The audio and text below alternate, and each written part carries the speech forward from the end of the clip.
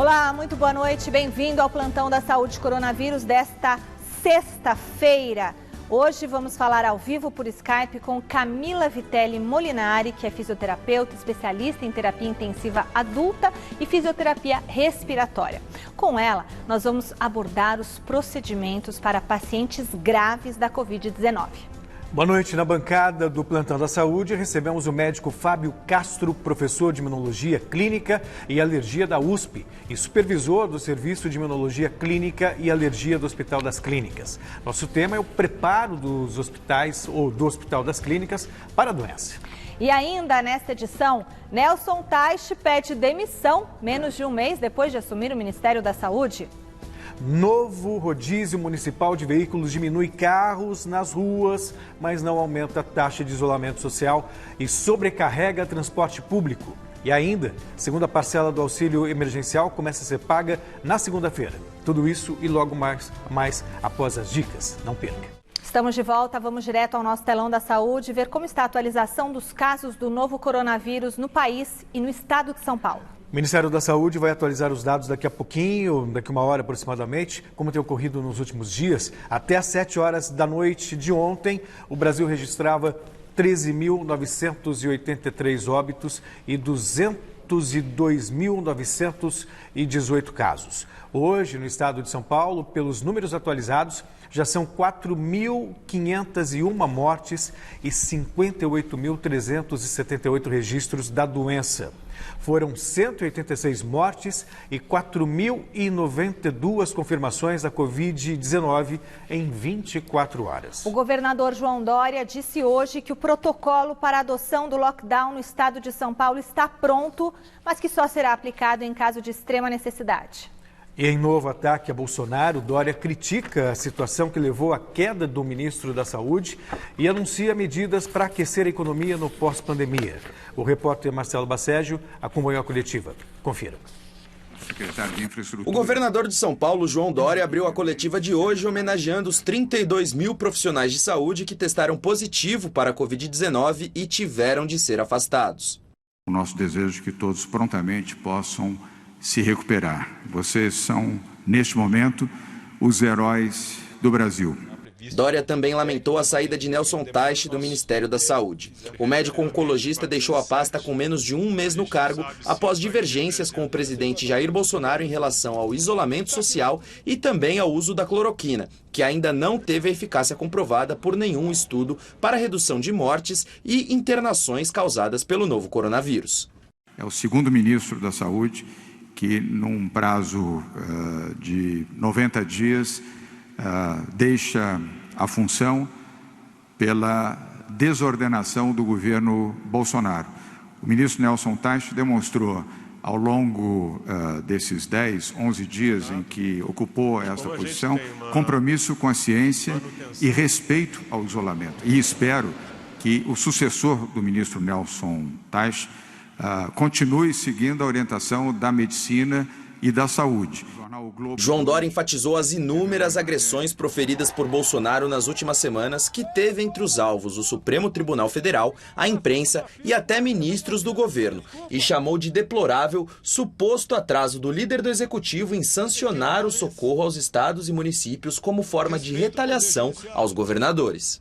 O Brasil acorda assustado com as crises diárias por agressões gratuitas. Pare com agressões, pare com os conflitos, pare de colocar o país dentro de um caldeirão interminável de brigas e atritos.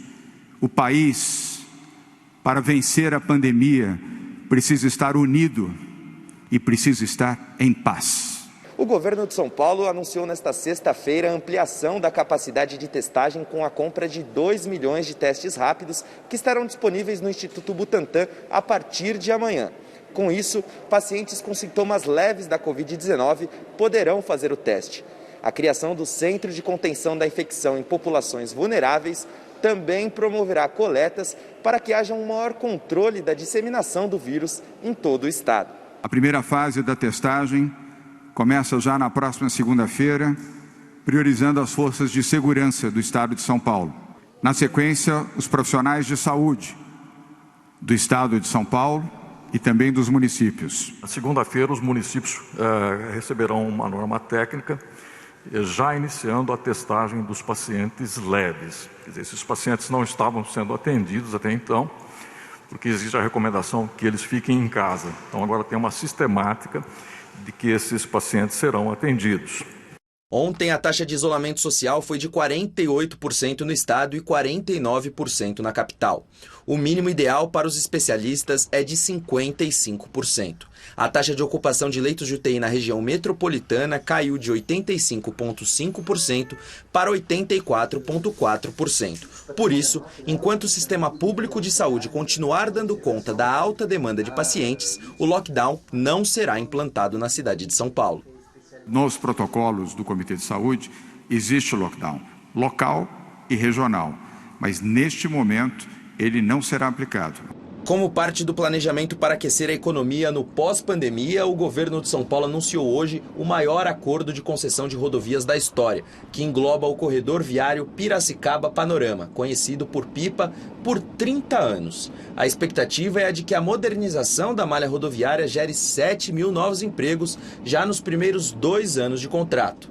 A concessionária esteve aqui hoje, reafirmando os seus investimentos da ordem de 14 bilhões de reais, que já começam a partir do mês que vem, não só dando segurança viária àqueles que usam a rodovia, mas também gerando muito emprego pelos serviços e obras que serão feitas. A concessão assume em 1º de junho a responsabilidade para a modernização e implantação de 1.273 quilômetros da maior malha rodoviária já licitada no Brasil.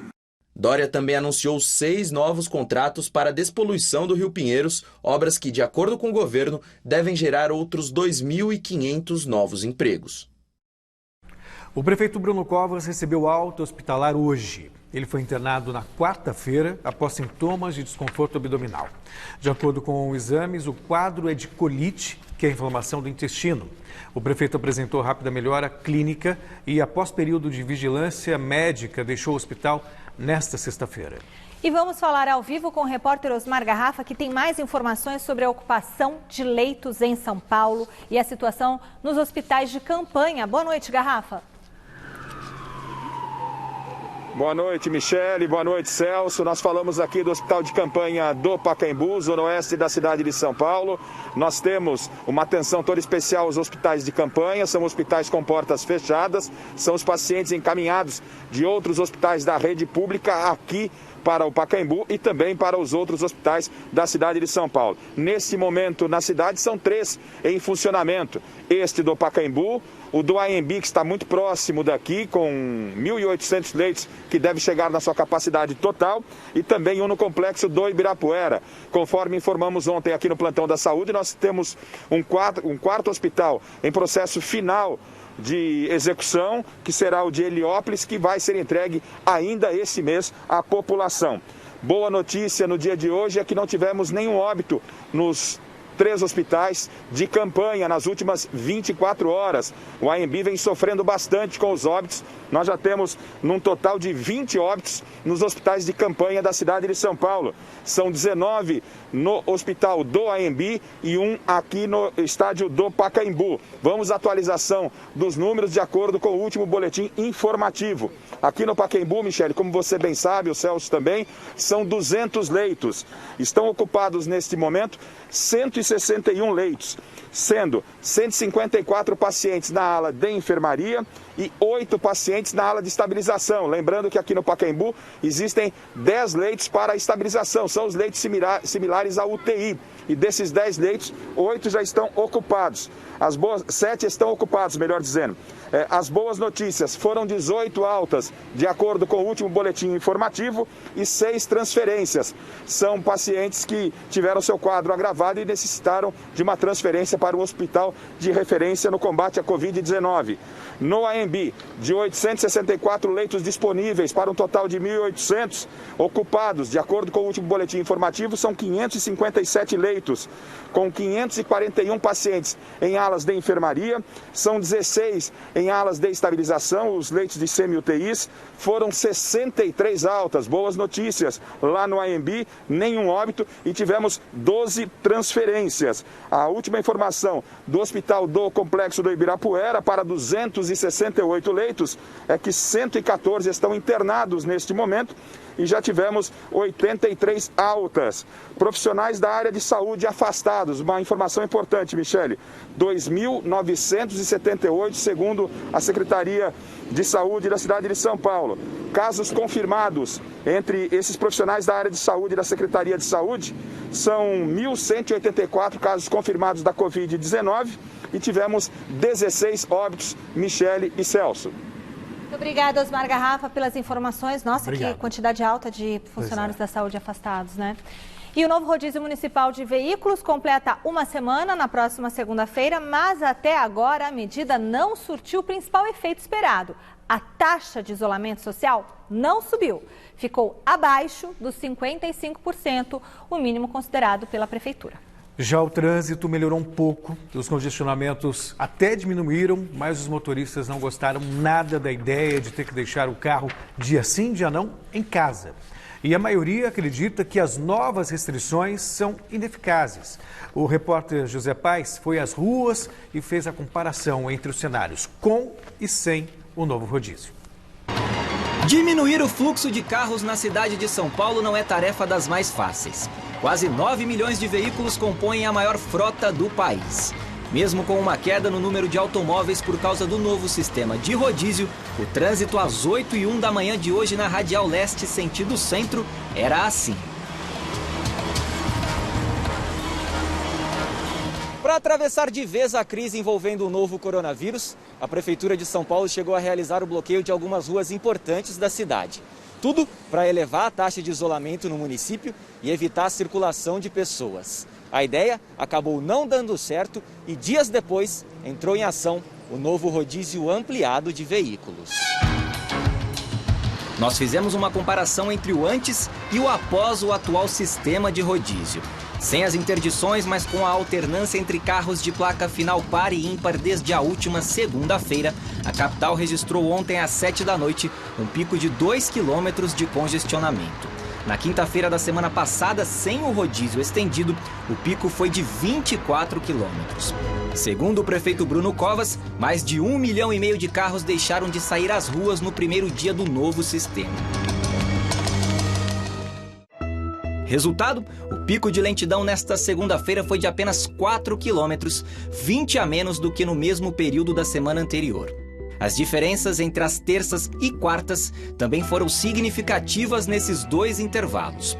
Na quarta, dia 6, a cidade de São Paulo viveu o auge de lentidão daquela semana com 52 quilômetros, 48 a mais do que anteontem. Melhorou bastante. Tá? Numa sexta-feira como hoje, se fosse o normal de antes, teria muito mais veículos.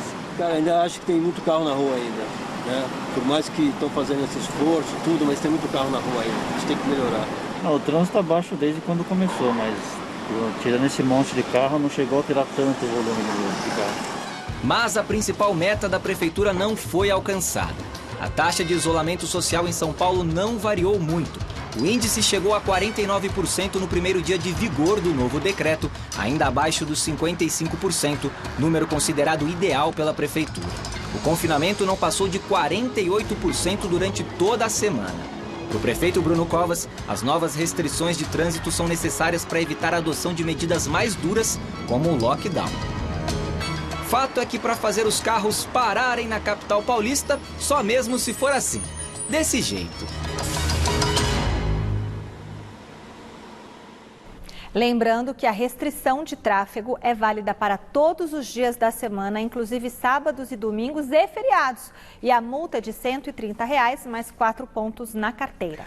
E os motoristas de serviços considerados essenciais, como saúde, imprensa, segurança e manutenção, assim como grávidas em atendimento ou pacientes de doenças graves, podem pedir a isenção do rodízio pelo e-mail isenção.covid19@prefeitura.sp.gov.br. Bom, e além de não surtir o efeito esperado para aumentar o isolamento social, o novo rodízio trouxe ainda outra preocupação, a da superlotação no transporte público. Os ônibus, os metrôs de São Paulo estão visivelmente mais cheios, um transtorno a mais para quem continua trabalhando e depende da condução em plena pandemia. O repórter Guilherme Camarda acompanhou o deslocamento e ouviu as queixas dos passageiros. Vamos conferir. Os paulistanos enfrentaram a primeira semana com a nova regra do rodízio de carros em vigor. Mas e o transporte público? Metrôs e ônibus estão sofrendo com aglomeração? Nossa equipe foi mais uma vez conferir como anda a situação.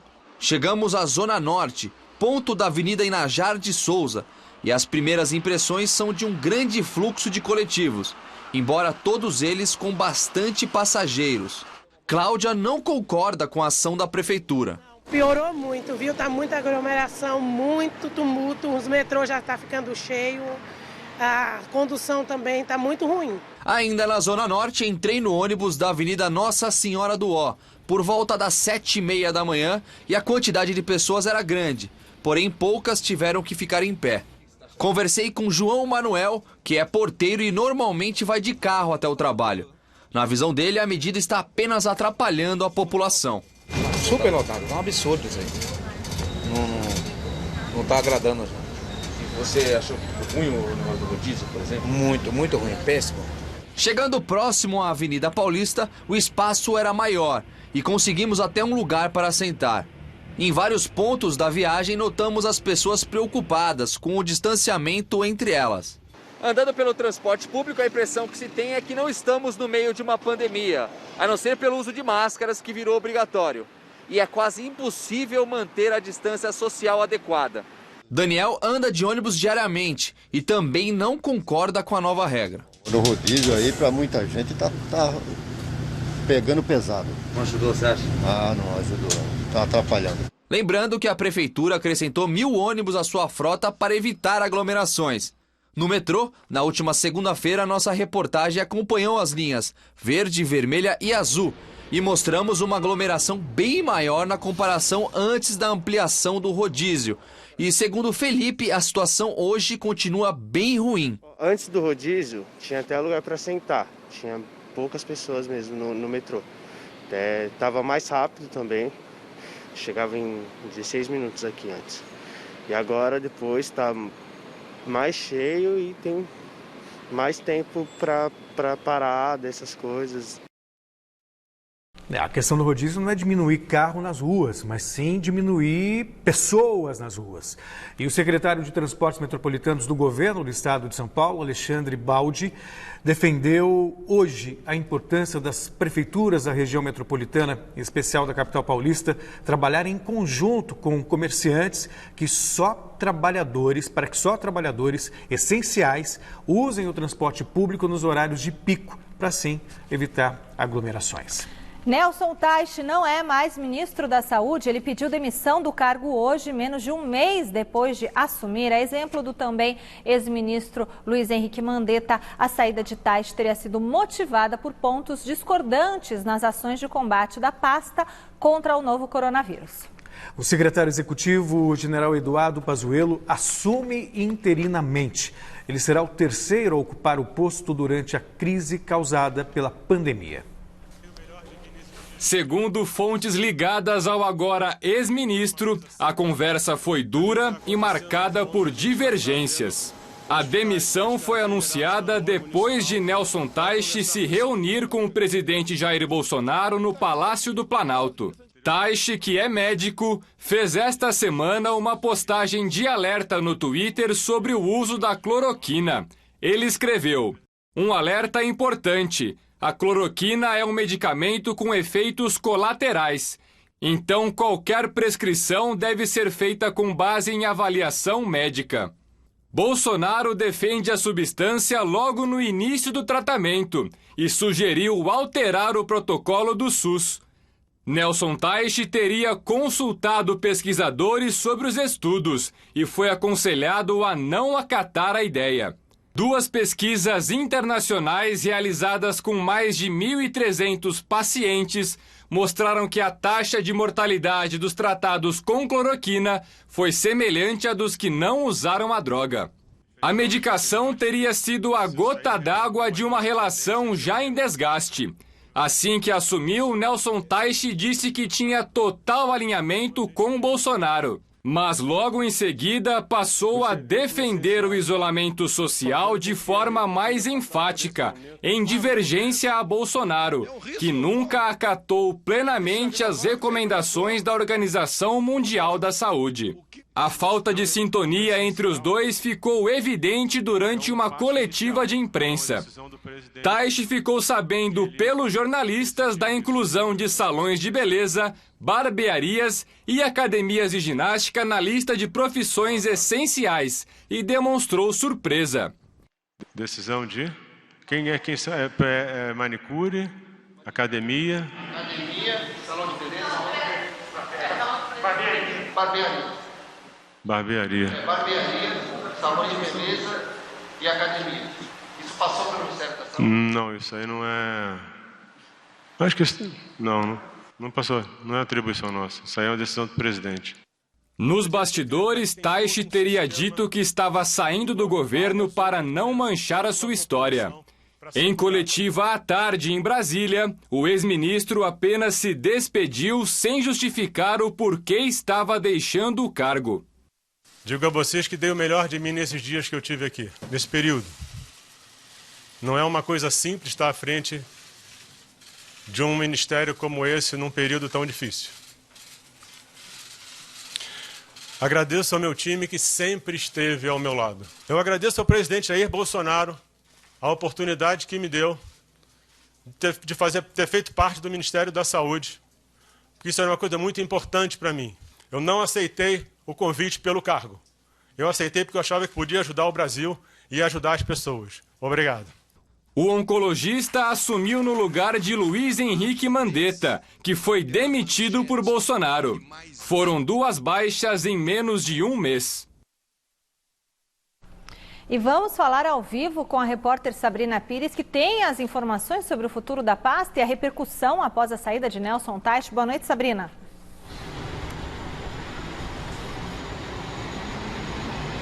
Oi, Michele, Celso, boa noite a todos. Olha, a repercussão da saída do ministro, agora ex-ministro Nelson Teich, foi grande, não só aqui no Brasil, mas fora. Jornais internacionais como o New York Times, The Guardian, O País, o Clarim, todos deram destaque para o ministro que deixou o cargo da saúde em plena pandemia, o segundo em menos de um mês. Mas aqui no Brasil, parlamentares, partidos e governadores se manifestaram e direcionaram as críticas ao presidente Jair Bolsonaro.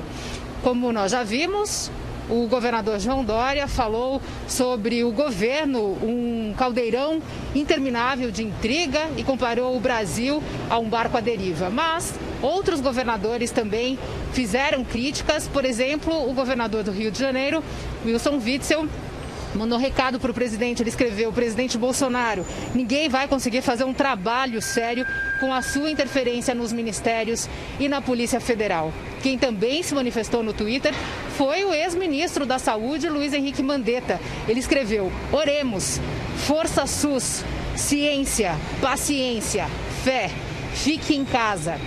Sérgio Moro, ex-ministro da Justiça e até há pouco tempo aliado de Jair Bolsonaro, escreveu: cenário difícil, com números de mortes crescendo a cada dia. Cuide-se e também cuide dos outros. Fernando Haddad, do PT, que concorreu no segundo turno com Jair Bolsonaro, ironizou no Twitter. Ele escreveu: quem será o próximo ministro da Saúde? Tanto faz, enquanto Bolsonaro estiver presidente. Sobre o futuro da pasta, alguns nomes estão sendo avaliados, inclusive o próprio ministro interino, que até hoje era o número 2 do Ministério da Saúde, o general Eduardo Pazuello. Ele é cotado para assumir o cargo, mas também o deputado federal Osmar Terra, do MDB do Rio Grande do Sul. O nome mais cotado de todos é da médica Nise Yamaguchi. Ela encontrou com o Bolsonaro hoje numa agenda não oficial. Esse encontro não estava na agenda do presidente Jair Bolsonaro. Ela conversou antes da saída de Nelson Teich por 25 minutos. Quando acabou esse encontro, aí sim, Nelson Teich foi se encontrar com o presidente Jair Bolsonaro por 10 minutos e na saída ele anunciou a demissão. A médica, ela é a favor do uso da cloroquina no tratamento da Covid-19 e assim como o Teich, ela é um oncologista e imunologista. Voltamos ao estúdio. Obrigada, Sabrina. Bom, e vamos agora à nossa primeira entrevista do dia, ao vivo por Skype, com Camila Vitelli Molinari, que é fisioterapeuta e mestre em Ciências da Saúde pela Santa Casa de Misericórdia de São Paulo, e especialista em terapia intensiva adulta e fisioterapia respiratória. Com ela vamos abordar os procedimentos para pacientes graves da Covid-19 e o uso de capacetes respiradores. Primeiramente, boa noite, seja bem-vindo ao Plantão da Saúde. A gente sabe da importância dos respiradores ou ventiladores mecânicos, como é a forma mais correta de se dizer, que hoje praticamente são artigos de luxo. Entre as alternativas, esse capacete de ventilação, qual o papel dele nesse processo de ajuda aos pacientes com a Covid? Mais uma vez, boa noite, seja bem-vinda.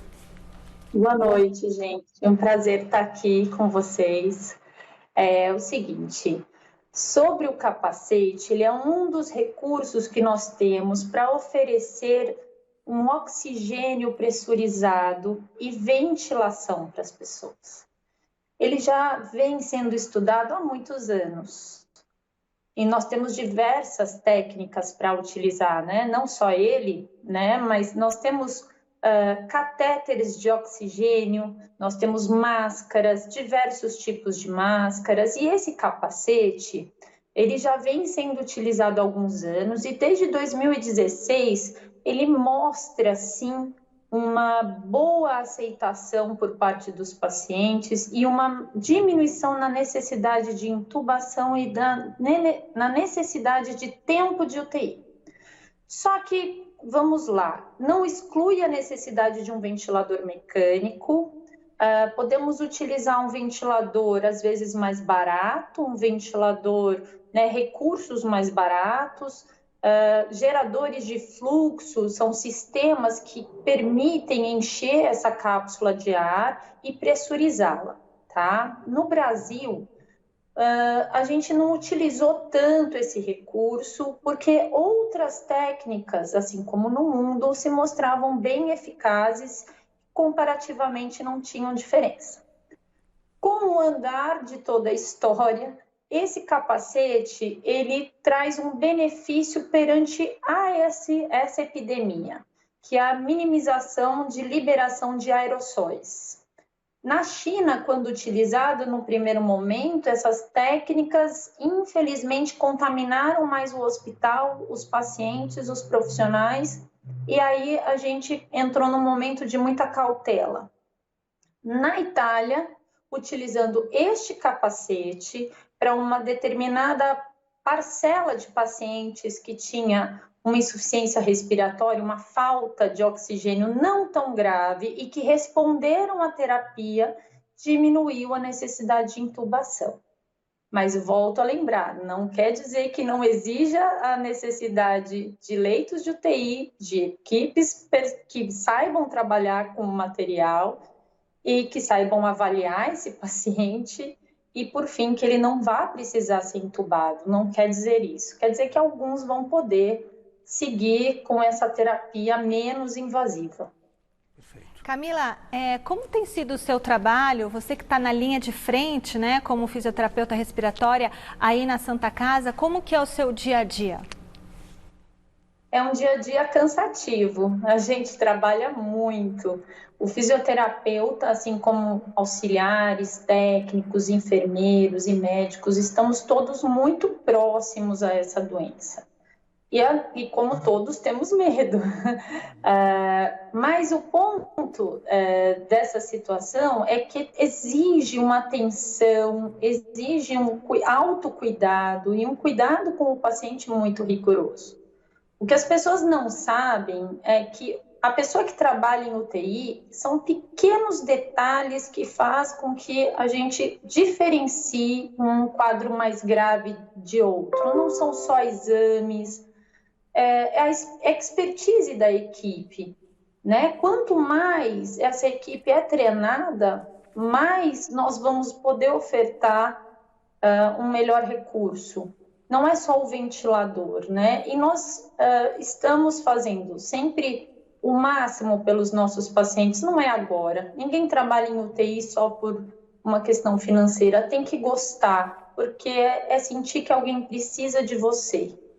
Então, nós estamos num momento onde o nosso emocional e a nossa atuação exige muito. E o momento que eu não estou na UTI, eu estou estudando possibilidades de tratar o meu paciente melhor. E eu não posso achar, eu tenho que ter comprovações científicas para atuar da melhor maneira. Então, esse o nosso papel. E na Santa Casa, sendo um hospital escola, o nosso papel ainda é propagar a informação. Então, é mais de uma função, não é só o paciente, mas há muito mais dentro disso. Camila, a mortalidade depois de entubado, ela é grande, do paciente entubado ela é muito grande, está em torno de 50% em média. E é justamente o momento também, talvez as pessoas em casa não saibam, mas que vocês têm maiores possibilidades de contaminação, porque tem uma carga viral muito grande a partir das secreções da pessoa que está sendo entubada. Queria que você falasse sobre esses cuidados, até porque temos números aqui em São Paulo de mais de 2.000 profissionais da saúde contaminados com a Covid-19. Sim, bom, o paciente, quando ele já precisa da intubação, isso já exige de nós muito mais, né? E dele mesmo muito mais. O paciente fica mais susceptível a qualquer complicação, né? Então, assim, o procedimento de intubação, ele deve ser muito cuidadoso. A equipe tem que estar devidamente paramentada e treinada. Isso é muito importante. Alguns protocolos nessa intubação se modificaram, então a gente não deixa cânulas expostas, o paciente deve ser devidamente sedado, para que ele não faça tosse, não corra mais risco para a equipe. E alguns procedimentos são feitos direto no ventilador, então é um passo a passo muito cuidadoso. Quem atua nesses procedimentos já está mais exposto. E o fisioterapeuta, ele é exposto praticamente o tempo inteiro. Nós aspiramos, nós limpamos esses tubos que vão até a traqueia, nós também ajustamos todo esse aparato que a gente minimiza, né, com sistemas fechados de aspiração, que são sistemas que impedem a proliferação de aerosol. Nós usamos filtros específicos, mas tem que instalar o filtro, tem que ter uma série de condutas que nós tentamos treinar essas equipes constantemente e pensar como fazer, minimizando o risco para nós e para todo mundo. Mas é muito difícil, então nós somos profissionais que estamos constantemente em contato com os aerosóis, com o que contamina, com secreções, assim como a equipe. Então, nós exageramos no cuidado pessoal, vamos dizer assim. Camila, muito obrigada pela sua entrevista, parabéns pelo seu trabalho, muita saúde para você, muita luz, viu? Para você e para todo mundo da Santa Casa e para todos os profissionais da saúde aí que são os nossos verdadeiros heróis. E por essas e outras, mas uma boa razão para as pessoas que podem ficar em casa. Ficar em casa. Muito obrigada, Camila Vitelli Molinari, fisioterapeuta, mestre em Ciências da Saúde pela Santa Casa de Misericórdia de São Paulo, especialista em terapia intensiva adulta e fisioterapia respiratória. Obrigada, minha querida. Boa noite. Obrigada, boa noite. Muito bem, e agora nós recebemos aqui, não vamos ainda para a nossa segunda entrevista do Plantão da Saúde, não é mesmo? Nós vamos falar sobre a Caixa Econômica Federal. A Caixa Econômica Federal vai começar a pagar na segunda-feira a segunda parcela do auxílio emergencial de R$600, com intervalos maiores para os saques. É esperado que as filas nas agências e nas casas lotéricas diminuam. Vamos ver com Osmar Garrafa. Ao todo, cerca de 50 milhões de pessoas estão inscritas no programa, criado para garantir uma renda básica emergencial durante 3 meses para o enfrentamento dos efeitos econômicos da pandemia do novo coronavírus. O governo publicou hoje o calendário de pagamentos. Para tentar organizar o fluxo de pessoas em agências bancárias e lotéricas e evitar aglomeração, o governo distribuiu em um intervalo maior as datas para saques em dinheiro. As retiradas presenciais terão início já nesta segunda-feira, dia 18, para beneficiários do Bolsa Família e em 30 de maio para o restante das pessoas com direito ao auxílio. A segunda parcela do benefício pago a trabalhadores informais e pessoas de baixa renda, inscritos no Cadastro Social do Governo e no Bolsa Família, estava prevista para ser liberada pela Caixa a partir do dia 27 de abril, conforme calendário divulgado no início das inscrições por meio do aplicativo Caixa Auxílio Emergencial ou pelo site auxilio.caixa.gov.br. Ainda segundo o presidente da Caixa, o banco vai oferecer de graça uma conta digital para todos os beneficiários do auxílio emergencial. Até então, o banco só havia aberto contas digitais para pessoas cadastradas que não tinham conta bancária informada. E nós recebemos aqui na bancada do Plantão da Saúde, para a nossa segunda entrevista do dia, o médico Dr. Fábio Castro, que é professor de Imunologia Clínica e Alergia da USP e supervisor do Serviço de Imunologia Clínica e Alergia do Hospital das Clínicas. Com ele, nós vamos falar sobre o preparo do Hospital das Clínicas para o combate à Covid-19 e a progressão dos sintomas da doença. Doutor, seja bem-vindo aqui ao Plantão da Saúde. Muito obrigada, viu? Eu que agradeço. É uma honra participar desse programa. Boa noite, muito bom. Doutor, dentro da sua experiência, né, da sua visão aí de todo o panorama da doença, de como ela está evoluindo aqui no Brasil, em São Paulo, como que você avalia o enfrentamento à doença no país? Infelizmente, nós não estamos tendo uma liderança, né? Eu posso falar pelo Hospital das Clínicas, quer dizer, eu não respondo pelo Hospital das Clínicas, existe um comitê, uma comissão que organiza, mas eu tenho a experiência de lá. E o trabalho está sendo fantástico. Por quê? Porque tem uma liderança. Todos seguem o mesmo caminho. E isso é muito positivo. Então, infelizmente, nós estamos vendo um desencontro no país, né? Isso é muito ruim. Eu acho que toda a guerra, toda a luta que você faz, tem que ter uma liderança e todos têm que unir forças para o mesmo ponto. Claro, doutor. Até aproveitando até o gancho da notícia de hoje, que é a saída do ministro, mas pegando pela causa. Né, esse conflito, essa divergência entre isolamento vertical, horizontal, o uso ou não da cloroquina. O que o senhor, do ponto de vista médico, pensa a respeito? Infelizmente, nós tivemos uma coisa boa, né? Se dá para chamar isso de ser bom. Nós tivemos experiência de outros países antes, né? Então a gente poderia estar um pouco mais preparado. E quando você tem uma doença desse tipo que pouca gente conhece, uma diversidade tão grande de sintomas, a patologia, como ela funciona, surgem várias tentativas de tratamento. Alguns têm uma resposta boa, outras não. Mas tudo isso tem que ser baseado em ciência. Tem que existir estudos que comprovem que é segura, porque sempre quando a gente faz um estudo científico, Celso, nós temos que ver duas coisas. Primeiro, a ação daquele medicamento, a eficácia, e segundo, a segurança. Então, se o estudo, quando é feito numa população maior, mostra que não é tão eficaz ou a segurança é ruim, você não pode utilizar aquele medicamento até a segunda ordem. Porque às vezes dá a impressão que ele é bom e não necessariamente é bom. Quando o senhor fala em segurança, relacionado aos efeitos colaterais que esse remédio causa. Isso, aos efeitos colaterais. Todo medicamento tem efeito colateral, mas tem alguns que não têm efeitos colaterais que inviabilizam a utilização do medicamento. Doutor, eu vou fazer... O senhor é imunologista também, não é? E, claro, a gente vê muita gente sendo enterrada. E eu ouvi numa entrevista alguém falando que o ideal seria que essas pessoas fossem cremadas. Existe algum problema das pessoas estarem sendo enterradas?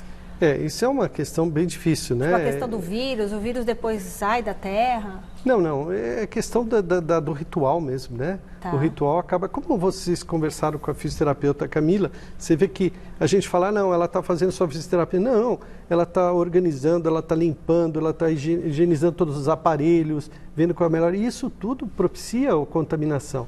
Então, aquele ritual nosso do velório, do enterro, às vezes não, com certeza pode passar para bastante gente. Mas o fato do defunto estar na terra, isso não tem problema? Não, teoricamente não. Ninguém conhece direito, mas teoricamente não. Tá. Doutora, eu queria abordar com o senhor daqui a pouquinho sobre um estudo matemático, que é tudo de progressão, de projeção, que dá para calcular o que é a doença, mas antes, sobre o vírus em si, porque pelo que eu percebo, a comunidade médica descobre novidades a cada dia. Então, antes era uma doença respiratória, depois descobriu-se também que ela afeta os rins, o coração, hoje ela tem a ver também com trombologia, se é o termo exato, correto? Não, é a parte da circulação, né, que também está envolvida no mecanismo. Né? Então, o que mais esse vírus surpreende o senhor do ponto de vista de conhecimento, de descoberta e que necessita de uma precaução maior por parte da população? A primeira coisa é o contágio dele, que é meio rápido, é por uma quantidade grande, ninguém sabe exatamente quanto, mas imagino que seja de 3 a 9 pessoas, cada pessoa contamina a outra rapidamente, né? Isso já é a primeira coisa. Ele tem o mecanismo é bem variado, né? A gente divide em 3 fases, aquela primeira fase infecciosa do vírus, depois tem uma outra fase semi-inflamatória e, por fim, a fase inflamatória. Tudo isso no sistema imunológico vai mudando. Por isso que a terapêutica também é diferente, depende de cada fase. E por isso são tentados medicamentos em cada fase. É bem complexa, o mecanismo dele é bem complexo e a gente ainda está aprendendo, né? Nós estamos aprendendo, cada dia surge uma coisa nova aí, que é assustadora até, né? Porque ele dá manchas nos dedos dos pés, a gente já viu isso em crianças, aí tem a isquemia no intestino, que a gente já comentou aqui, todos os problemas respiratórios, trombose, isquemia também no cérebro, né? Ataca o coração. Então, assim, em cada pessoa parece que pega uma coisa mais frágil da pessoa.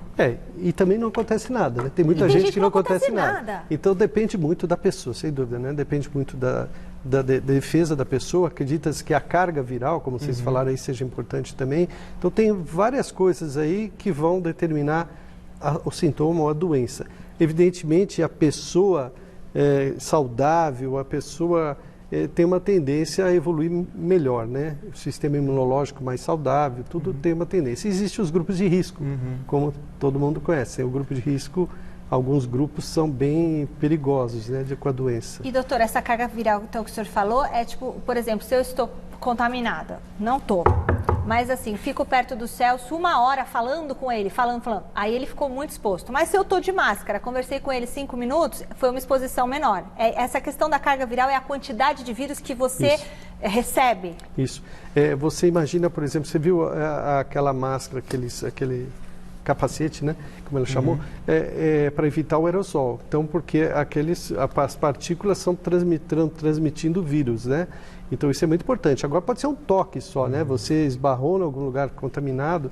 Então, isso é a carga viral, a quantidade de vírus que te infectou. Evidentemente, também, isso tudo está sob investigação ainda. Nós vamos aprender muito ainda sobre esse vírus. Máscara é fundamental, né, doutor? Máscara é fundamental. A máscara, a higienização das mãos fizeram uma diferença absurda no achatamento da curva. Mas que fique bem claro que isso não substitui isolamento social. De forma alguma. A primeira queda que teve, a primeira segurada foi com o isolamento social. E, evidentemente, conforme o tipo de isolamento, você vai ter uma variação. Depois veio a segunda onda, que foi com a higienização, a divulgação da máscara e da higienização, que também foi bem importante, isso ajudou muito. Agora, sim, vamos falar daquela questão do modelo matemático, porque existem várias maneiras de você combater a doença. A gente sabe que o isolamento social, a testagem, que está sendo muito ineficaz no Brasil, mesmo assim dá para fazer uma projeção.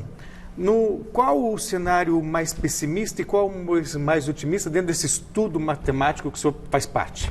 Eu estou fazendo parte de um trabalho com o professor Rian Yang, que é o professor titular da matemática da Unicamp, que fez um modelo matemático fantástico. Na minha opinião, fantástico. Para mim, até agora, é o melhor que apareceu. Pena que ainda não estão dando tanto valor para isso, mas para mim é o melhor. E ele dá para prever quase tudo, né? Desde que seja utilizado da forma correta, o modelo que ele fez matemático, você consegue prever tudo. Então, por exemplo, isso ele já vem falando há um certo tempo. Evidentemente, tudo é muito dinâmico. Então, se aparece uma coisa nova, muda tudo. Pode mudar o pico, como a gente está vendo. Mas já há bastante tempo. O pico, muito provavelmente, vai ser por volta do dia 23 de junho. E depois do meu aniversário. Se as coisas, depois do meu também. Se as coisas se mantiverem da forma que estão. Quer dizer, com esse isolamento, 50%. Com a utilização das luvas, com a máscara e tal, provavelmente dia 23 de junho. Mas ali dá para você prever, por exemplo, o número de mortes. Eu vou dar um exemplo para você. Um estudo recente, dessa semana foi feito o cálculo. Se não tivesse sido feito nada, até dia 1º de junho teria morrido no estado de São Paulo, porque o modelo é para o estado de São Paulo, teria morrido cerca de 50 mil pessoas, né?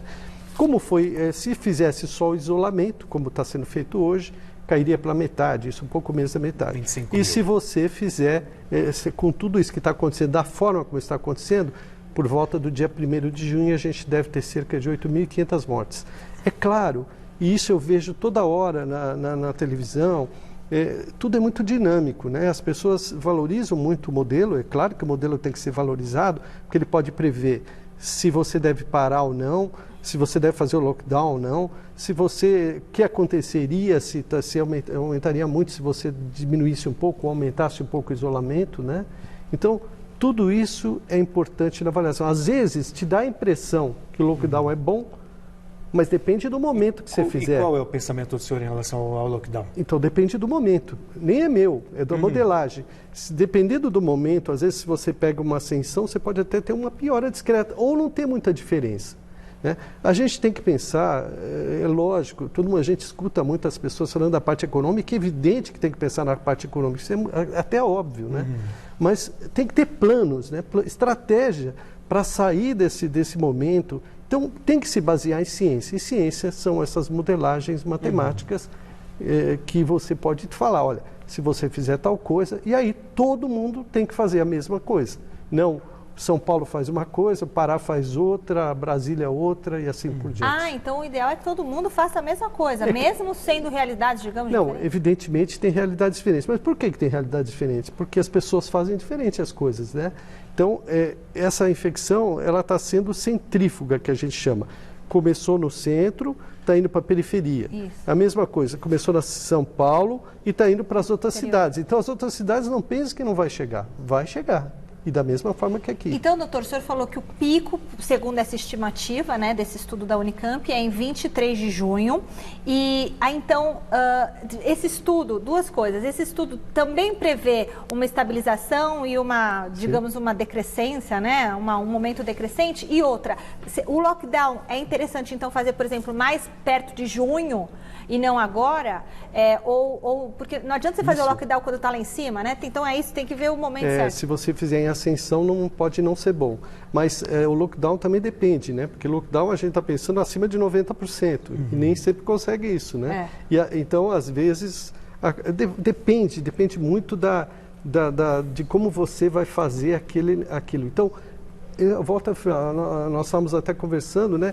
É muito importante a estratégia, o plano, como você vai fazer cada passo para sair dessa crise. Isso é fundamental, economicamente e na saúde. E quando que dá uma diminuída? Tem o estudo? Então, por exemplo, se você simplesmente abrir, história, morre um monte de gente, porque está tudo subestimado também, né? Quando você vai lá, tem 50 mil, você multiplica por 10. Né? Claro. Subnotificação, tem um monte de coisa aí, testes em poucas pessoas e tal.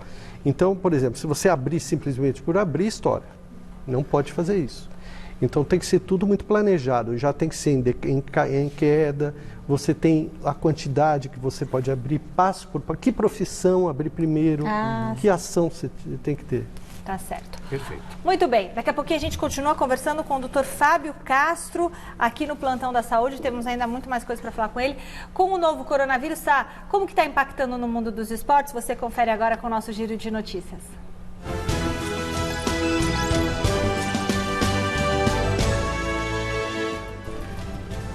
Depois de Portugal e Alemanha, que já terá bola rolando amanhã, mais 2 importantes países europeus deram sinal verde para a volta do futebol. O governo britânico autorizou a volta do campeonato inglês em junho, mas impôs uma série de condições para esse retorno. Além das restrições sanitárias, as autoridades exigem maior investimento nas divisões inferiores e nas categorias de base e mais transmissões gratuitas para que a população fique em casa acompanhando os jogos pela televisão ou pela internet. A Premier League, responsável pela organização do torneio nacional, já está em contato com as emissoras detentoras dos direitos de transmissão para atender às exigências impostas pelos governantes. Na próxima semana deve ser apresentado um cronograma para a retomada das 9 rodadas restantes. Talvez com o futebol aqui no Brasil as pessoas ficassem mais em casa. Mas ainda não é hora. Não é hora. Bom, outro país que anunciou a volta do futebol foi a Rússia. Em comunicado oficial divulgado nesta sexta-feira, a Federação Russa de Futebol apontou o dia 21 de junho como a data para o retorno com a disputa das 8 rodadas restantes na primeira divisão e a realização também da Copa da Rússia, que estava na fase de quartas de final. Por outro lado, a Série B foi cancelada e terá a tabela de classificação até o momento da paralisação como critério para acesso e rebaixamento. Já a Liga Norte-Americana de Futebol anunciou nesta sexta que os treinos coletivos voltarão a ser permitidos a partir de 1º de junho, sempre segundo um rigoroso protocolo de proteção. Os clubes já vinham realizando trabalhos individuais com os jogadores desde o último dia 6 de maio. A MLS pretendia retomar o campeonato no dia 8 de junho, mas ainda não divulgou se vai manter esse cronograma ou se dará mais prazo para a preparação das equipes antes do retorno, Celso. Pois é. Bom, vou voltar a conversar com o doutor, né? O senhor falou do preparo que a gente poderia aprender com os outros países, com outros estágios da doença na Europa, na China, por exemplo. Como é que está o HC hoje? Olha, o HC, eu não posso falar pela comissão, pelo HC, mas eu posso falar da minha experiência, como eu disse anteriormente. Eu achei o trabalho fantástico, fantástico. Foi feita uma organização, porque imagina o tamanho do HC.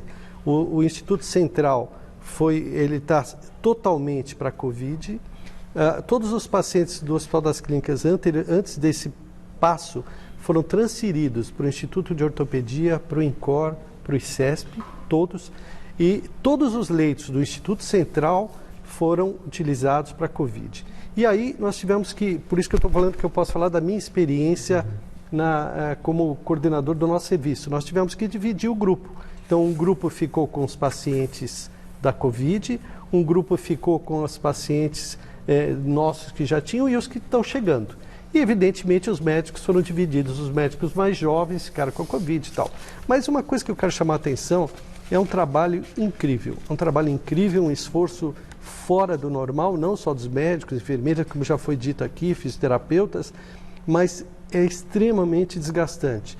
Primeiro, alguns pegam a doença e têm que ser afastados. A maioria está muito cansado já. Sim. A maioria tem muita tensão, muito estresse. Então, olha, por isso que é importante o que você falou. Fiquem em casa.